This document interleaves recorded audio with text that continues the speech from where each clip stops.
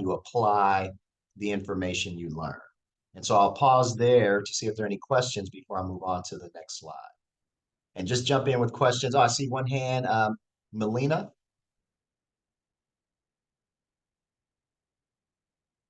did you have a question? Or is your hand up from my pop quiz? Okay, let's move to Rafiula. See your hand up.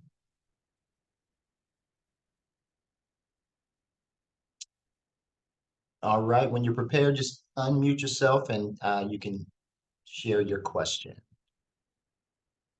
All right, prepare your responses. There are always some questions you can almost guarantee will be on in the interview. And they almost always book in a question, the interview questions with this first one. Tell me a little bit about yourself. What I encourage interviewees to know is that there are certain laws that prevent employers from asking you questions like your mental health status or your marriage status or what religion you practice or if you are married or if you have children. And so that's important to know because you want to be mindful if you're being asked questions that may be outside of the realm of the interview, but you also want to be conscious when you're offering up information that they cannot ask. So, for example, it may be part of your experience to share in this part of the interview that you have two children. And you may be able to connect that to childcare transitioning to healthcare, and that may be why you're interested in the field. And so if you choose to share personal information, that's your choice. And I'm not saying do not do it. But what I am saying is if you're going to share any personal information, share it in a way where you can connect it to the position, right? So sharing that you have two children because you have two children might not be helpful, but sharing that you have two children and you've experienced working in systems and you could be a better systems worker, that might make sense, right? And so these are some other examples of questions. What are your strengths, your weaknesses? Why should we hire you? And they will typically close the interview asking you, do you have any questions? And we'll touch on that a little bit later as well. In the strengths and weakness piece of the question, I always encourage folks to be honest, but also encourage you to identify a strength that you could couch as a weakness. So, for example, one of my weaknesses is that I will move proactively and not always get all the approvals, right? And so I'm so anxious to improve the outcomes that I may not always communicate with everyone and everyone in. So that's an awareness I have, and that is an area I need to improve. But it also demonstrates a level of independent thinking and the ability to move without supervision, right? So while I couch it as a area of improvement, it also has areas of strength. And so that's a strategy you want to be able to employ. I'm going to pause here. Any questions from any of the previous slides or the current slide? Otherwise, I'm moving. All right. So tell your story, speak of your experience,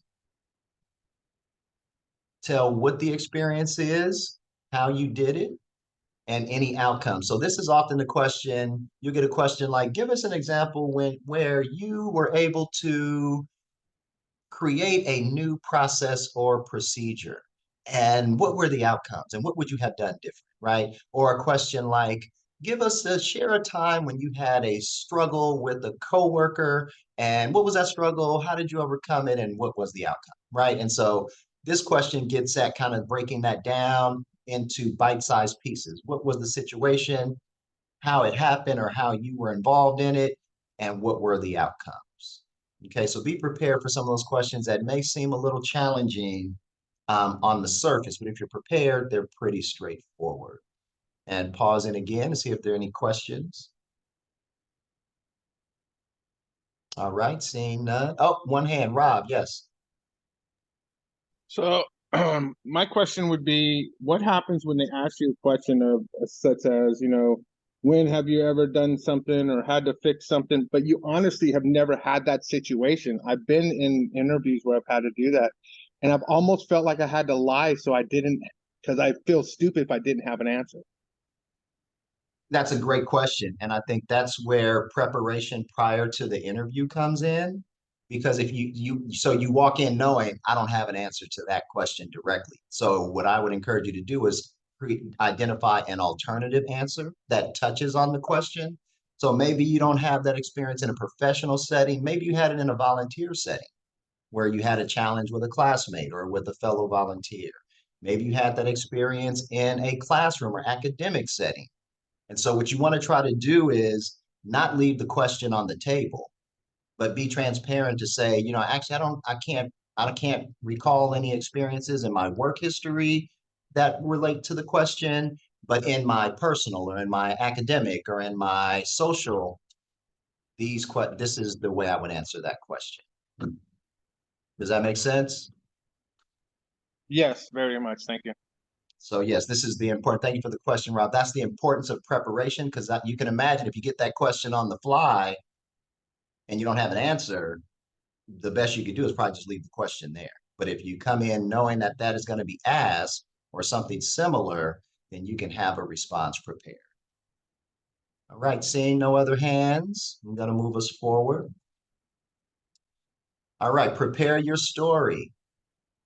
This is an example of telling a story to get across your point.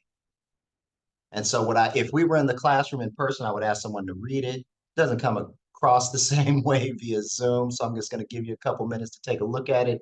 And then I'll lift up a couple of points that I think may be relevant.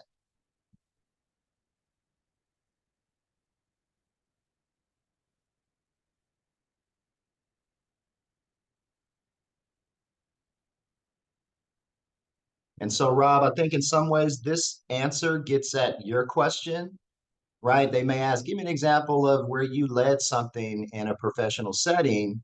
And you may have to say, well, in my employment history, I haven't had that experience, but in my academic experience, volunteering as an intern, I did have that experience. So this question is an example of how you could approach that question if you don't have the exact professional experience. And so notice in this response, they give the position, fundraising intern for a nonprofit. They give what they did. They hosted an event, a fundraising event. Then they give the details. So they break out some of the things they did, setting the agenda, scheduling speakers, and then they give the outcome. 80 people came. We raised over $1,000. And so although there's a lot of words in here, those are some of the main bulleted points that you would craft. So for me, fundraising intern, hosted the event, created the agenda, scheduled the speakers, 80 people came, $1,000 raised. That would be my skeleton or my frame. And when I got to this question, I would fill in between that to make it a little bit more conversational, but I very potentially would have those bulleted points already written down. Questions or thoughts? Looking for hands, listening for voices. All right, here's an approach. This is one way you can respond to your questions. This structure is called the sandwich structure. Was newly presented to me by John. Another reason I want to keep his name on the presentation. And so when you are asked a question, this is one way you can respond. You can start by stating the question or restating the question. From there, answering the question very directly, give an example, and then conclude with stating the question again. And so part of why I think this structure is important is because often we won't necessarily state the question in the beginning, and we will give a whole bunch of context before we actually answer. By the time you give your answer, some people around the table have forgotten the question, right? And so why do I think I'm the best fit for the job? Thank you for that question. I think I'm the best fit for the job because A, B, C, and D. So I've answered the question. Now I can unpack each of those. Communication skills may be one thing, and then I can give examples. Leadership could be one, and I could give examples, right? So make sure you are clear about the question and you are answering the question in a timely way. So don't put too much space between your context and talking and you actually getting at the question. The other advantage of stating the question at the beginning and the end is that if you misunderstood the question, you demonstrated that in restating the question, and then you answered the question that you understood. Sometimes if you misunderstand the question and you start answering, they think you're just answering the wrong question or you didn't understand the question and they don't quite know what's going on. And so they may walk away and say, well, we asked her this question or we asked him this question and they didn't answer it. And that could be a ding. But if you didn't answer it because you misunderstood it, and what you understood you did answer, that lands differently. So again, stating the question on the front and tail end helps the interviewers know what you're responding to. And they may say, thank you for that answer. And then they may restate the question that you misunderstood because they're clear you didn't quite catch it. But they're not going to stop you and say you didn't answer the question, right? If you just didn't understand it and they don't know why, then they're going to allow you to not answer. So this is called the sandwich structure. I'm going to pause, see if there's any questions.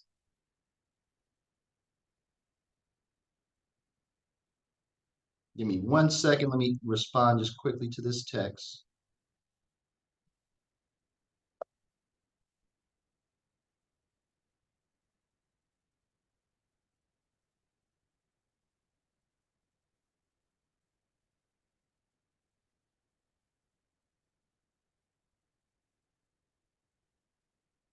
Sorry about that. All right, any questions? I see no hands. I hear no voices. Another example, what are your main strengths? State the question. I believe my main strength is, and fill in your answer and then give details. This is another example of utilizing the sandwich structure of question and answer.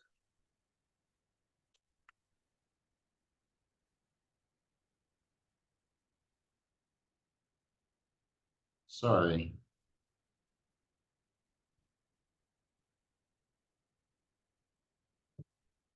All right, no hands, no voices. Another example. What are your main strengths? I was a fundraising intern, tell the story, conclude with stating the question. And so that's why I see being organized and having skills in planning and promoting events is my main strength, right? And so almost think of it as kind of essay writing 101, right? Say what you're going to say it, say what you said. You have your intro, the body, and the conclusion. So I just kind of told on myself I did used to be a classroom teacher. That's where I learned that good stuff. All right.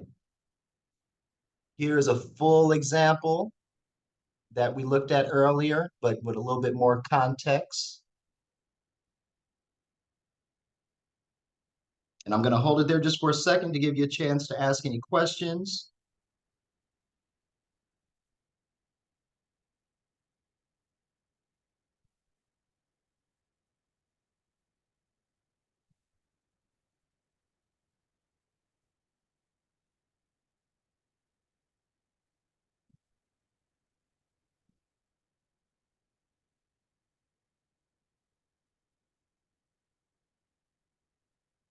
All right, no questions?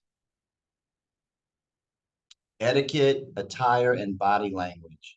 And so the first thing I want to say is kind of giving you some before, during, and after.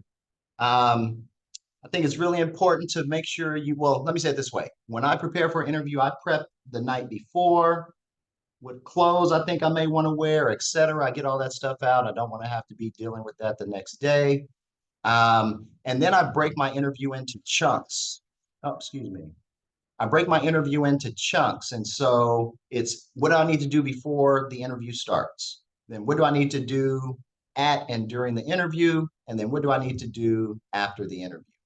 And so the prepping of your attire, having done your research so you're prepared, I would have my resume printed, I would have the job description printed, I would have any notes that I took and as part of my research with me, all in a folder. I would have my cover letter with me. And then once I usually want to get there at least 30 minutes in advance, typically an hour, because I want to give myself a chance to physically and emotionally transition, right? And so if I get there early enough, I will walk to the location of the interview, peek in, Be sure I know where the building is and the floor and the office. I won't go in. Then the next thing I do is I go to the bathroom and I go just do one more look over. Make sure there's nothing hanging out of your nose. Make sure there's no shaving cream left on your cheek.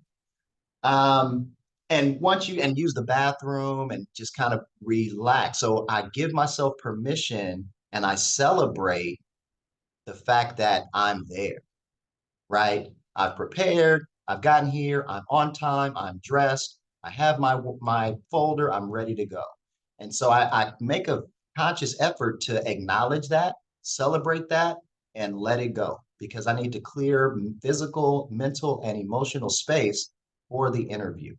So celebrate yourself once you've gotten there and you're ready to walk in the office, and then go ahead and walk in. And everything that's happened before that is the past. And the only thing you're focused on is the present.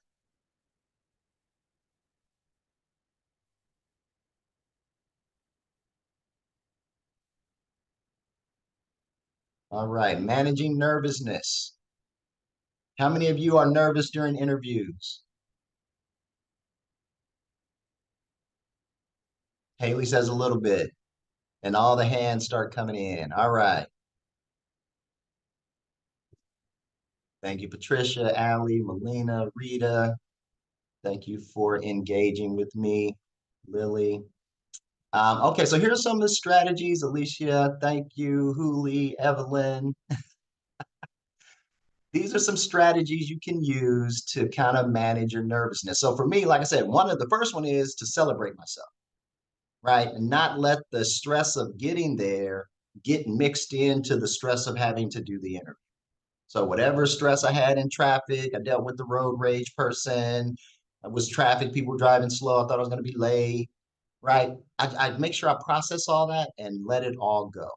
Um, as I mentioned, visit a place you're going to interview ahead of time.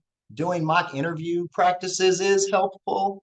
It's not something I often do, but you can always get in the mirror and just answer the questions that you pretty much know are going to come, right?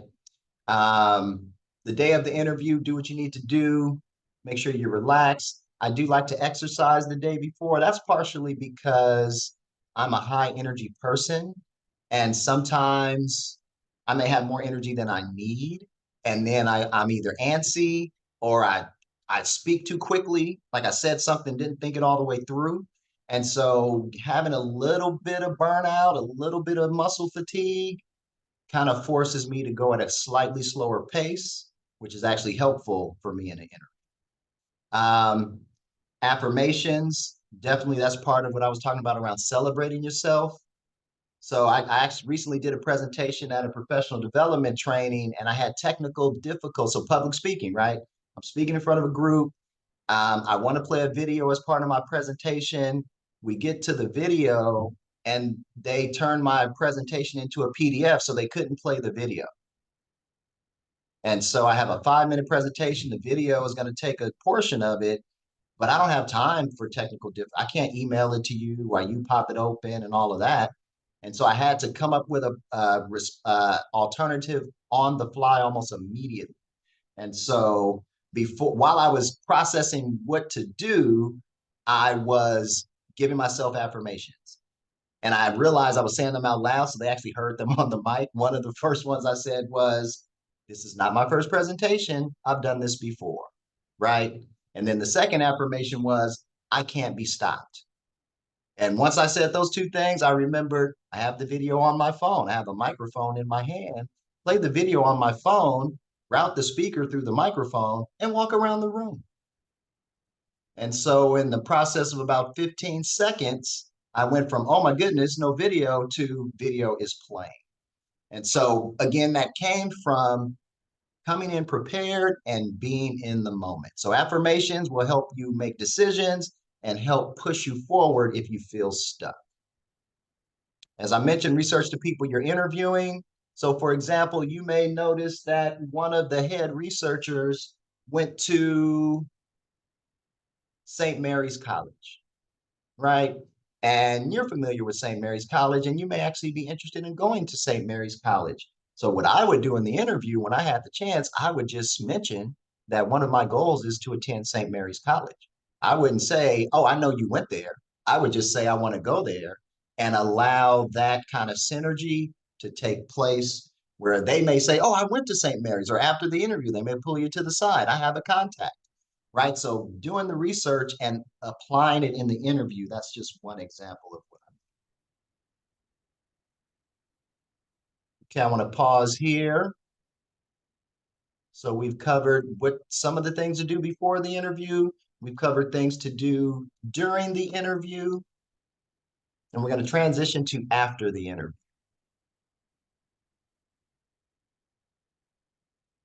All right.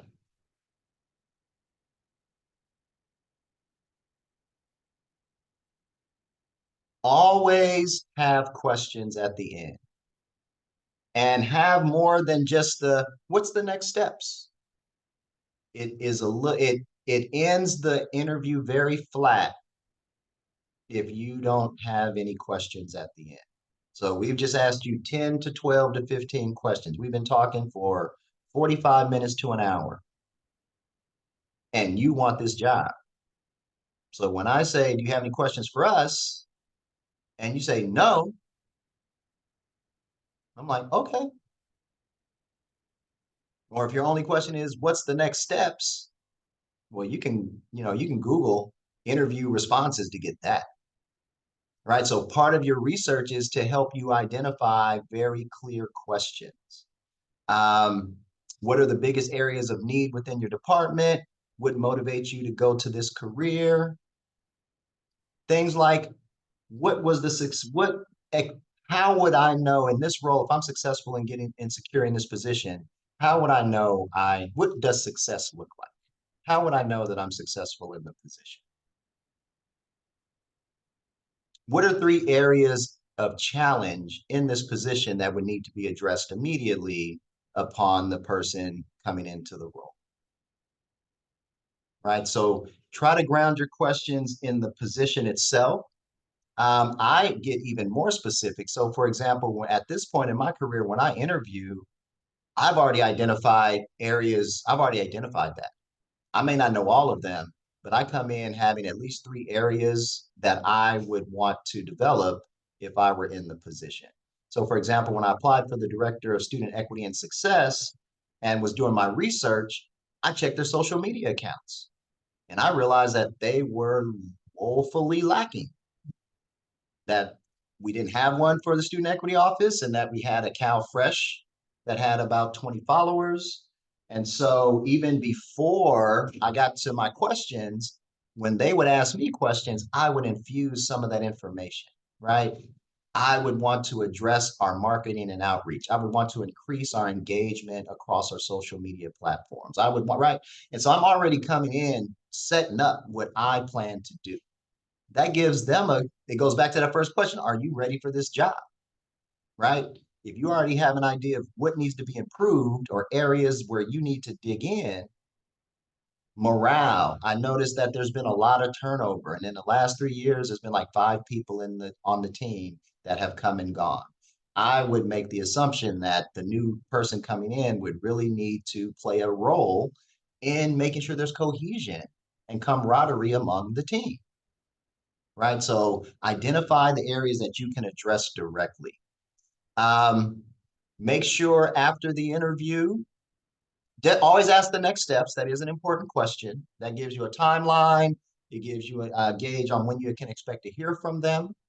And definitely be willing to follow up if you have not heard back from them based on the timeline that they gave you. Always send a thank you email. Some people send it only to the primary interview person, who may be, for example, the hiring committee chair. Others will send a thank you to all of the committee members, interviewers.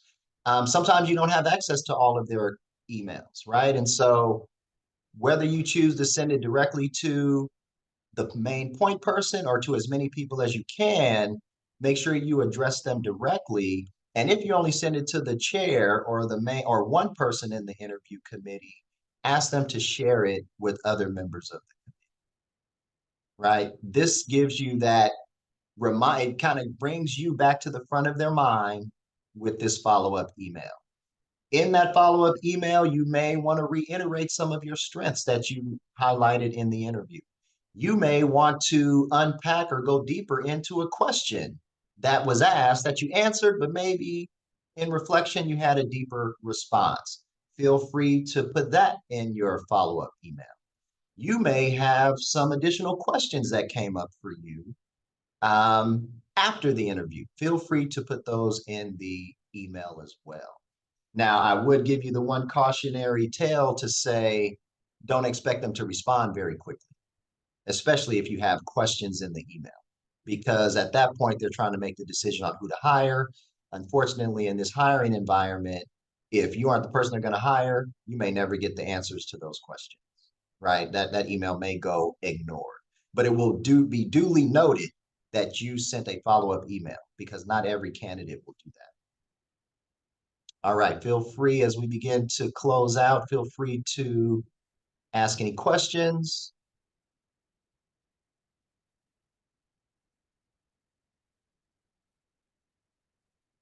All right, one thing I want to say about body language, because the reason we kind of made this public speaking and interview skills is because an interview is a public speech, right? You're talking to an audience, and all of the things that apply in public speaking apply in an interview. And so be very mindful. I want to talk a little bit about body language. Be very mindful of your body language. Make sure that you are sitting straight, that you aren't fidgeting. I've had interviewees tapping their foot on the floor, which can sometimes be heard. I've had interviewees clicking their pen just out of nervousness and didn't know they were doing it. Make sure you don't have any gum or anything in your mouth, because that's going to become a way to fidget and be nervous. Find something to do with your hands, and try not to do too much talking with your hands. That becomes distracting. You want to have the interviewers looking at you in your eyes. And to that note as well, you want to be mindful of what you wear, right? So being conservative, we all have our style and we all have our flair.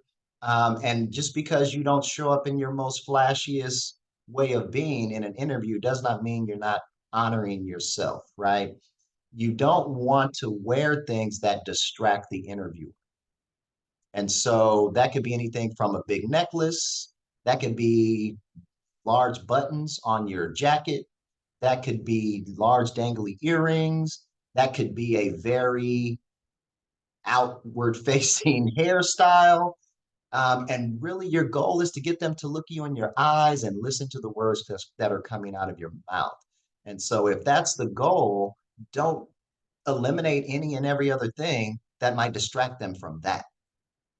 Right. And so that's the reason why people will say dress in a relatively conservative way, dress in a way that's modest, dress in a way that's kind of understated, because the exclamation point is you. It is not how you're dressed.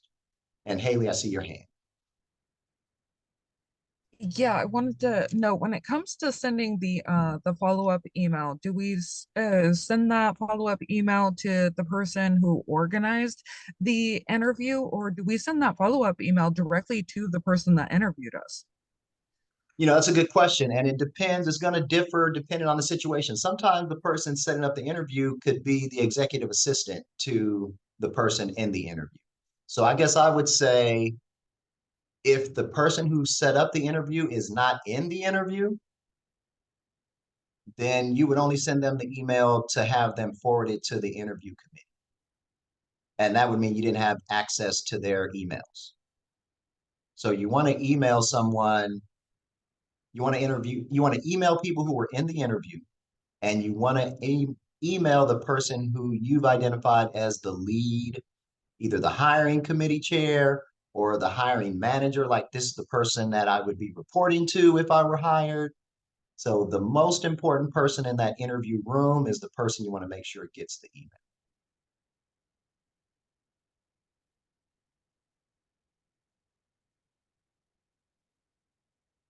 Any other questions as we prepare to close? All right, so I want to share John's contact information is here, and I'm going to put mine in the chat.